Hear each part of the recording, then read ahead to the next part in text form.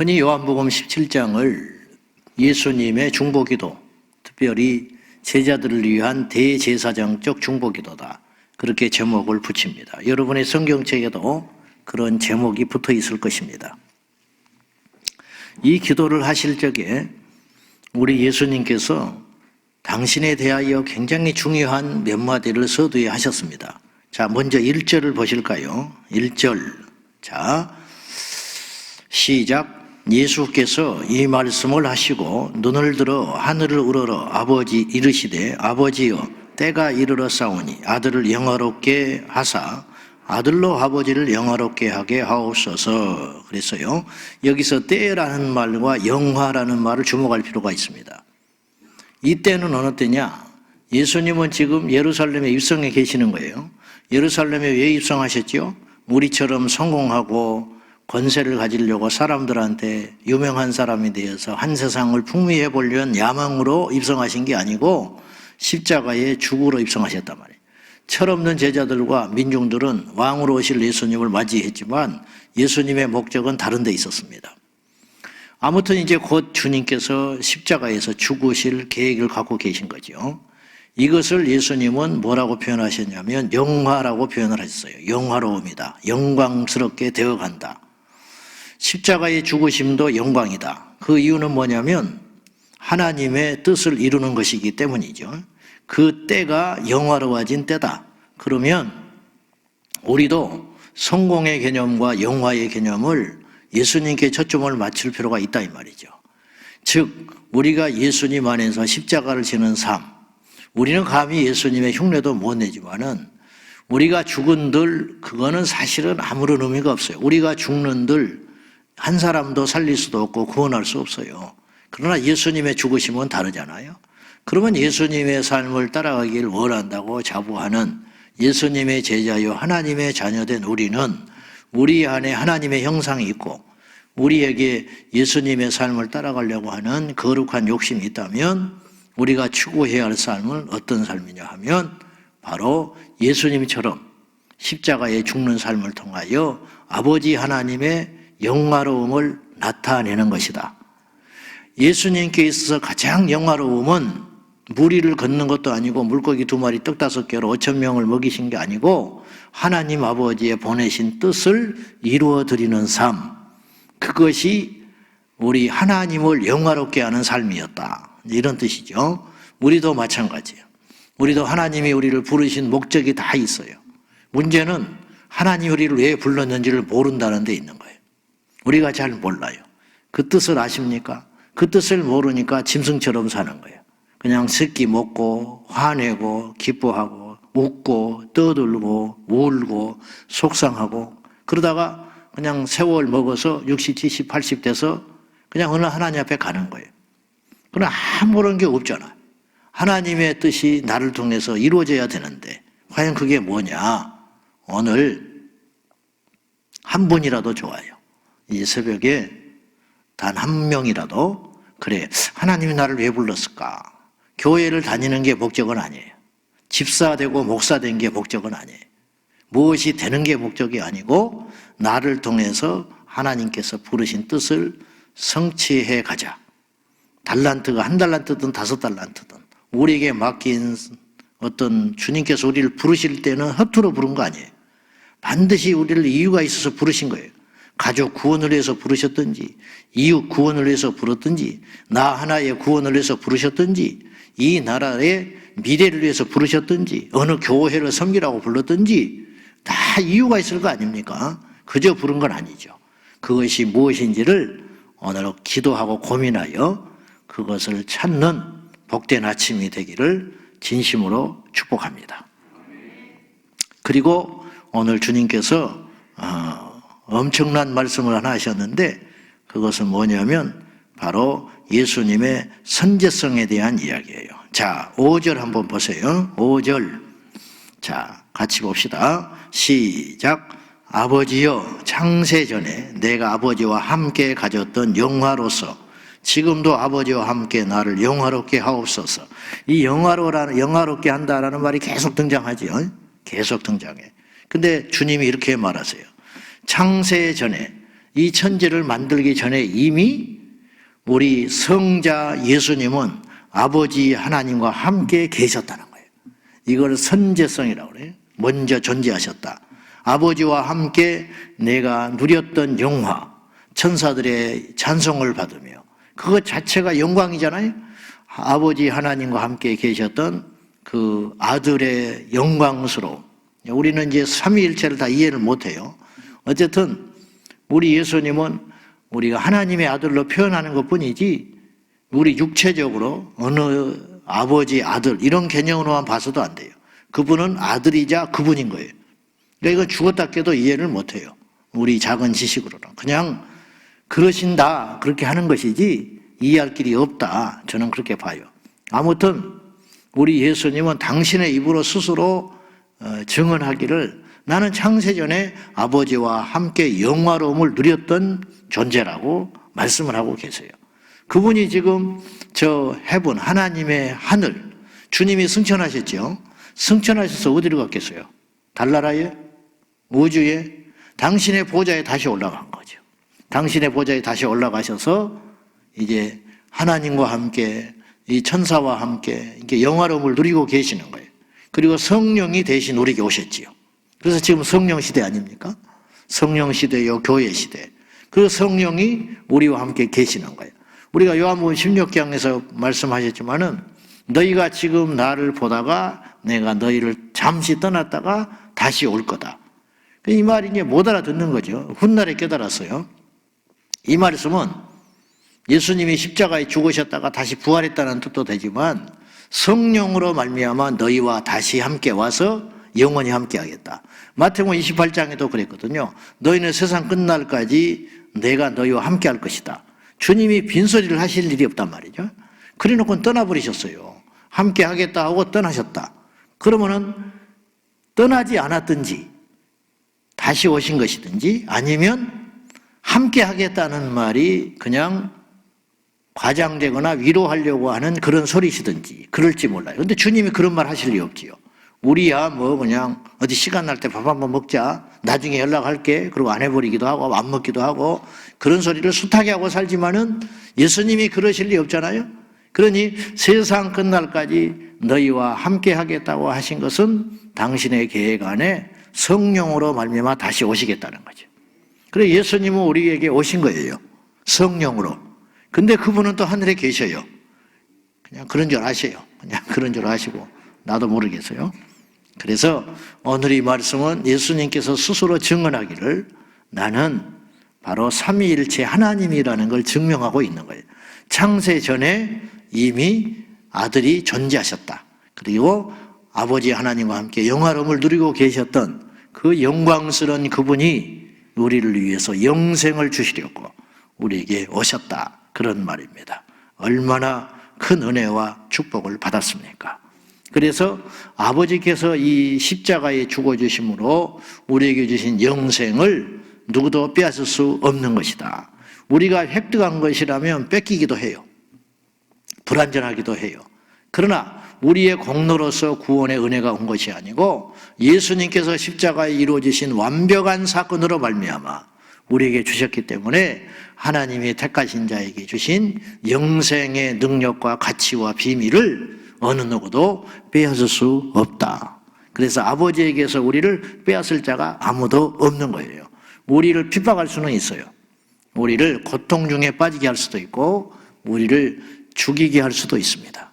그러나 우리에게 주신 영생은 빼앗아 갈 자가 없게 되는 것입니다. 이제 마음 단단히 먹어야 하는 시대가 도래하는 것 같아요. 백신 패싱이다 어쩌다 해가지고 밥 먹으러 갈 때도 제약이 있고 학원 갈 때도 제약이 있고 그냥 대번에 이제 여론에 또 이제 여론 선동이라 할까요? 또 그런 걸 하더만요. 그래가지고 왜 종교 집단에는 백신 패싱을 안 하냐? 애들 학원도 못 보내는 판인데 왜 교회는 그걸 안 하냐? 그러니까 이제 그걸 지금 또 의논하기 시작했다는 거예요. 문화체육부에서 종교계에 그 교회를 지목하는 거죠. 절간이야 매주 갑니까? 교회를 두고 하는 소리야. 교회에 백신 안 맞은 사람은 교회를 못 가게 하겠다는 거예요. 그러면 한국교회가 또 분란이 납니다. WCC로 또 분리됐지요. 또 QR코드 가지고도 그것도 잠깐 시끄러웠어요. 그게 다 이제 무지하면서 나오는 것인데, 여러분 너무 지나치게 막 그런 것에 휘말리지도 말고요. 어떤 것이 딱 여러분이 정보를 접하면 그것에 대하여 막 금세 막 이렇게 반응하지 말고 그걸 좀 사귀는 시간을 좀 가져야 돼요. 이게 진짜인지 가짜 뉴스는 아닌지, 그리고 진짜라면 우리에게 어떤 영향이 있을 것인지 이걸 좀 그러면서 조금 지켜보고 있다가 함부로 막 그렇게 움직이고 결정하고 그러는 거 아니에요. 그랬다가 나중에 우습게 돼버려요. 아니면 어떻게 할 건데. 함부로 그렇게들 쉽게 결정하고, 그 대신 정확하다 그러면 변함없이 바위처럼 그걸 위해서 우리의 전부를 걸고 가야지요. 그렇지만 섣불리 그렇게 하는 거 아니라는 거죠. 함부로. 근데 지금 이제 백신 문제도 마찬가지. 그것도 이제 한국교회가 잘못하면 또 갈라져요. 맞았다, 안 맞았다. 그리고 벌써 어느 교회에는 지금 이미 백신 맞은 사람은 숫자 제한 없이 전부 예배드리게 됐거든요. 백신 안 맞은 사람이 섞여 있을 때는 50%예요. 이게 위드 코로나의 정책이었잖아요. 그러니까 어느 교회에서는 이미 그거 딱 하자마자 발빠르게 백신 맞은 사람만 교회에 오시오 그렇게 했어요. 그래 안 맞은 사람은 그 교회를 못 가는 거야. 그러면 그분은 또 그 교회에 이제 떠나게 되는 거죠. 이탈하는 거죠.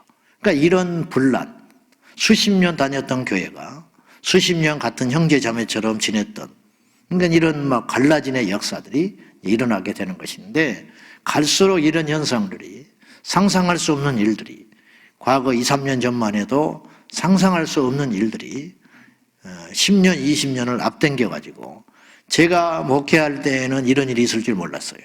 근데 이게 이제 막 일어나는 거죠. 앞으로 한 달 후에, 1년 후에, 10년 후에는 과연 어떤 일이 벌어지겠는가. 이런 태풍의 어떤 그 중앙에 이제 교회가 놓여 있고, 제 목회가 놓여 있고, 우리 교회와 우리 신앙이 지금 놓여 있게 된 거예요. 이런 와중 속에서 갈수록 이제 핍박과 어려움과 시련들이 이제 기다리고 있겠지만은, 그렇다고 해서 하나님께서 우리를 사랑하시고 우리에게 주신 영생의 능력들과 가치들을 빼앗아갈 수는 없다라는 거죠. 우리가 쫓겨나고 가난하게 되고 지위를 잃고, 벌써 공무원 사회에는 예수 믿는 분들이 불이익을 당하기 시작하는 거예요. 교회를 다닌다는 이유로. 군인들 마음대로 교회 출입 못하고, 대기업에 근무하는 사람들은 굉장히 예민합니다. 한번 터지면 난리 나니까. 지방에 공단들이 있는 교회 있어요. 여천공단, 구미공단 이런데, 포항 이런 사람들이요 교회 출입 못합니다. 했다가 터져버리면 수천 명, 수만 명이 전부 발이 묶여가지고 수백억의 피해를 가져오기 때문에, 그런 명분으로 잠깐 가지 말아라, 영상으로 예배드려라, 그러면 그 말이 엄청난 명분과 설득력이 있는 거예요. 그래서 안 오는 것도 당연한 거고, 교회에서도 안 오는 것을 받아들이는 분위기가 지금 돼버리게 되는 것이죠. 이러는 사이에 우리가 잃어버리는 것이 너무 많다는 거죠. 근데 현실적으로 그렇다고 해서 직장을 그만두기도 만만치 않은 일이잖아요. 이것이. 왜냐하면 이게 전쟁이라든지 또 막 정말로 적그리스도가 나타나가지고 우리를 배교를 요구한다든지 그러면 정말 뭔가 일사각오를 한다든지 생명을 걸어보겠는데, 이게 지금 그런 단계도 아니고 애매한 거지요. 타협하는 것도 아니고, 그렇다고 해서 막 목숨을 걸고 어떻게 해볼 수도 없는 것이고, 이런 상황 속에서 이제 한국교회가 분리되기 시작하는 거죠. 이런 상황 속에서 저와 여러분들이 분별력을 가지고, 그러니까 지혜롭게 하자 그러면 타협하자고 들리는 거죠. 그러니까 내가 이제 지혜롭게 합시다 그러면은 아주 이제 근본주의자들은 또 막 저를 비판할 수도 있어요. 타협한다 그럴 수도 있고, 또 뭔가 극단적으로 이야기를 하면 현실에 맞지 않는 소리를 한다. 이제 이런 와중에 있습니다. 이런 복잡한 지금 진행형 속에 있는데, 뭔가 이제 가닥은 잡힐 거라고 봐요. 이 일을 통해서 정말로 적그리스도가 출현을 하든지, 뭔가 어떤 현상들이 앞으로 표가 등장한다든지, 성경의 예측대로 이런 일이 일어날 텐데, 우리 당대에 이런 일이 일어날 줄은 사실은 나도 몰랐다는 것이죠. 설교를 하면서도. 이런 이제 좀 말씀이 빗나갔습니다만은, 이런 것들을 우리가 기도하면서 대비하고, 그러나 택함 받은 자에게는 이제 환난을 또 면하기도 하시고 그렇게 하시니까 하나님의 계획과 뜻이 불가능한 게 없으시는 우리 하나님께 다 보관이 있을 것이라고 믿습니다. 그러므로 두려워하지 말고 요한복음 14장에 예수님의 제자들이 우리가 가졌던 두려움보다는 더 큰 두려움을 갖고 예수님을 맞이하고 있는 거죠. 내가 너희를 떠나리라, 죽었다가 다시 살아나리라, 이런 이야기를 계속 주님이 하시니까 제자들이 어둡지요. 그때 주님이 말씀하셨어요. 너희는 마음에 근심하지 말라. 하나님을 믿으니 또 나를 믿으라.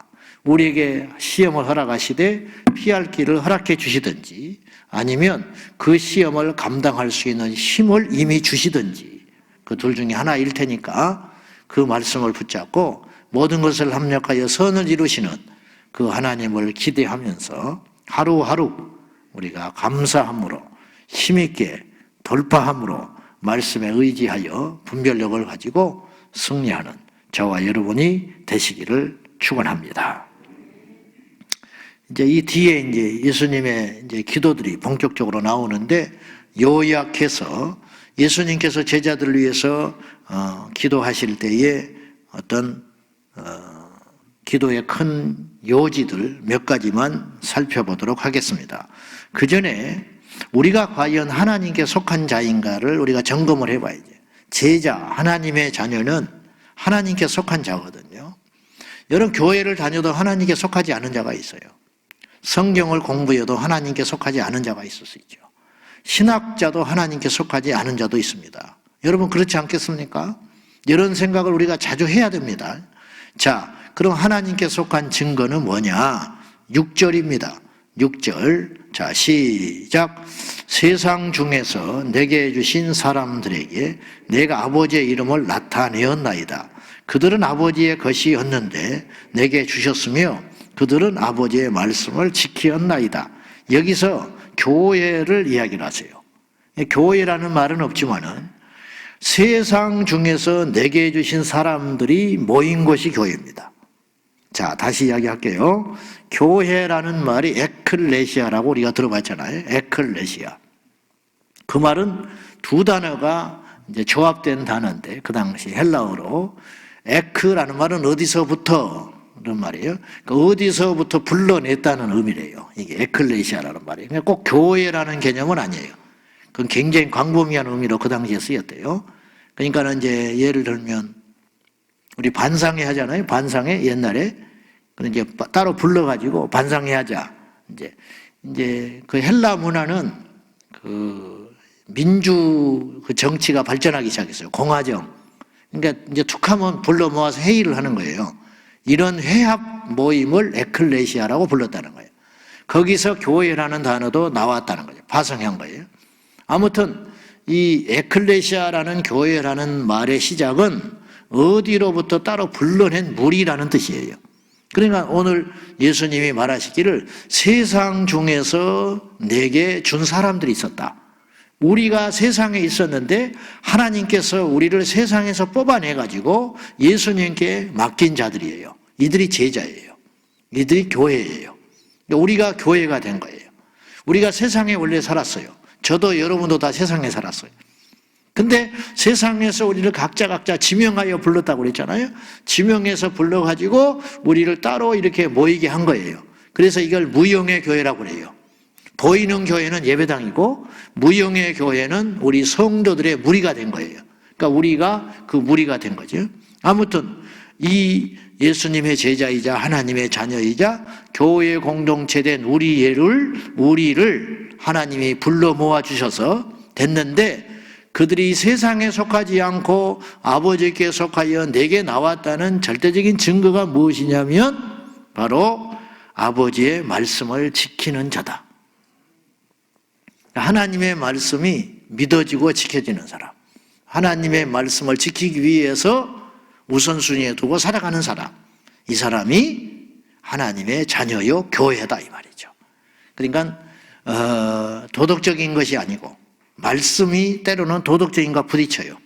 말씀을 지키기 위해서는 우리의 상식과 부딪힌 것도 있어요. 그때는 가차없이 우리의 도덕과 경험과 상식을 포기하고 하나님의 말씀에 순종하는 삶을 살겠다는 생각이 드는 사람.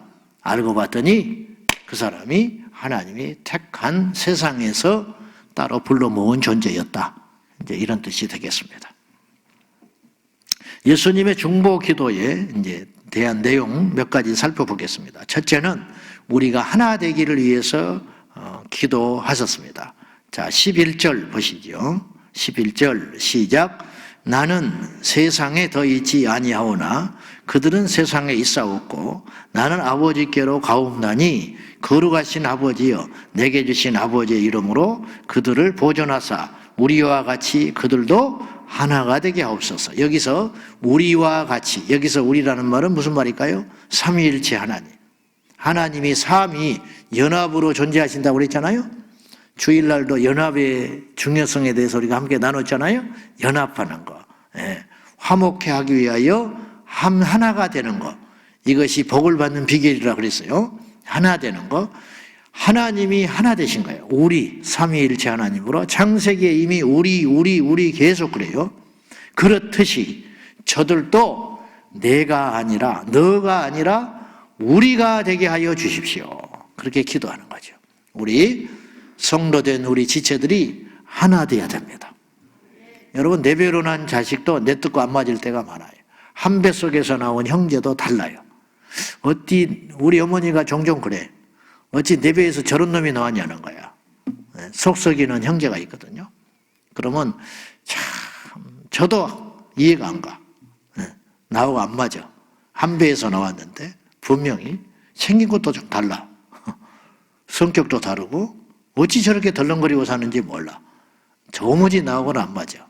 그러니까 한 배로 나와도 달라. 근데 우리가 지금 여러 배에서 나왔잖아. 여러 배. 근데 우리가 어떻게 하나 되겠어요? 이거는 하나님의 은혜가 아니면 불가능한 것이죠.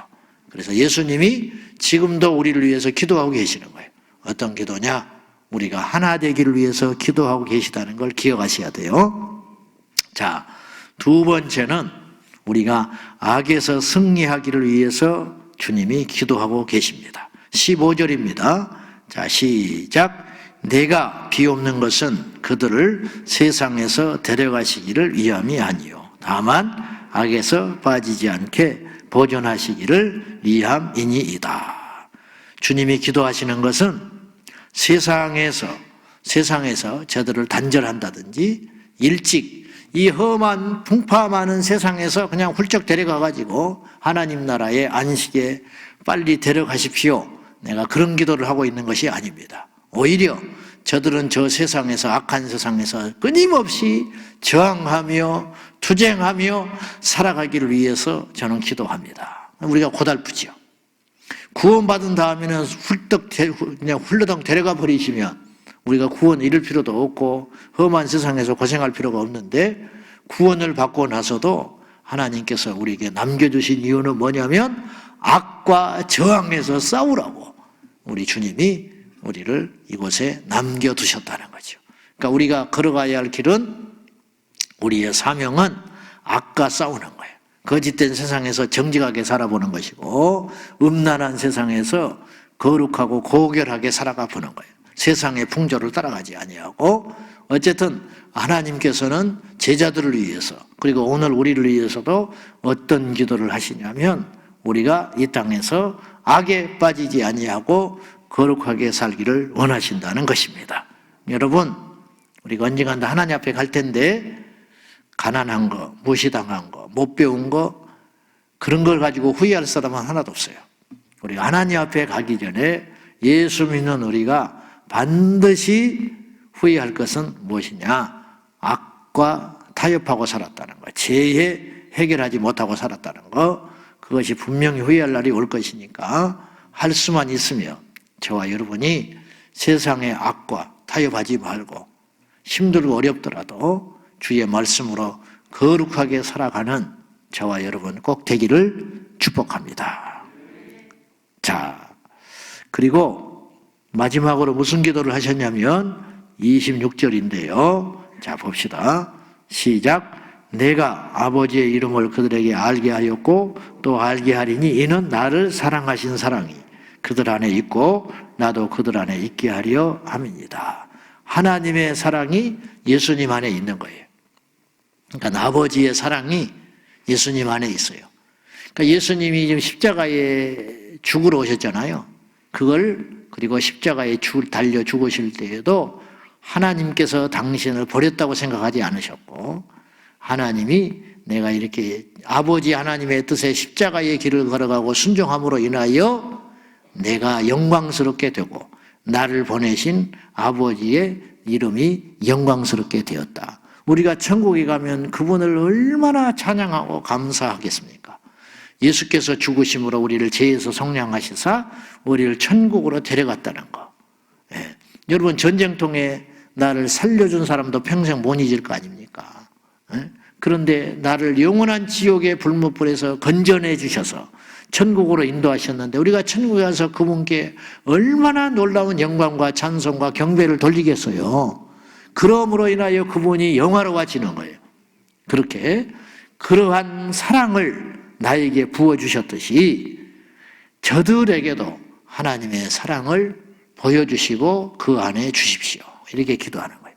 하나님의 사랑이 우리 안에 가득하기를 위해 예수님이 기도하셨다, 그런 말이에요. 근데 예수님의 중보기도는 놀랍게도, 이제 마지막으로 이것만 봅시다. 20절을 한번 보세요. 저는 이 말씀을 읽고 굉장히 놀랐어요. 20절, 여러분도 놀라기를 바라요. 자, 20절 시작.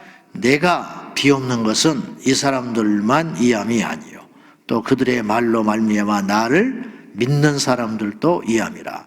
예수님이 기도를 해놓으셨는데 우리를 위해서도 미리 기도를 하셨다는 거예요. 내가 기도하는 것은, 비옵는 것은 이 사람들, 내 눈앞에 있는 이 제자들, 12명의 제자, 아직 유다가 이제 떠나지 않았으니까 이 12명의 제자들만을 위해서 내가 이제 기도하고 있는 게 아니고 저들의 말로 믿게 될 자들이 앞으로 나온다는 거죠. 그대로 됐어요. 저들의 말로 믿게 될 그들까지도 나는 이미 기도합니다, 그런 뜻이에요. 그들 중에 저와 여러분이 있는 거예요. 그리고 앞으로 우리가 증거해서 믿게 될 그들도 있는 거예요. 예수님은 몇천 년 후, 몇만 년 후를 내다보시고 우리를 위해서 미리 중보기도 하셨다는 사실 앞에 너무 감격스럽고, 그분의 당연한 일이겠지만, 그분께는 가능한 일이겠지만, 이 안목이 놀랍지 않습니까? 예수님의 기도가 이미 우리를 위해서 이미 해놓으셨다는 이 사실을 기억하고 그 기도의 능력으로 우리가 이런 큰 사랑을 받아도 되는지, 이제 우리가 그 큰 사랑을 받았으니까 예수님의 뜻을 이 땅에서 성취하는 하나님의 자녀로, 예수님의 제자로 승리하기를 축복합니다. 자, 기도하겠습니다.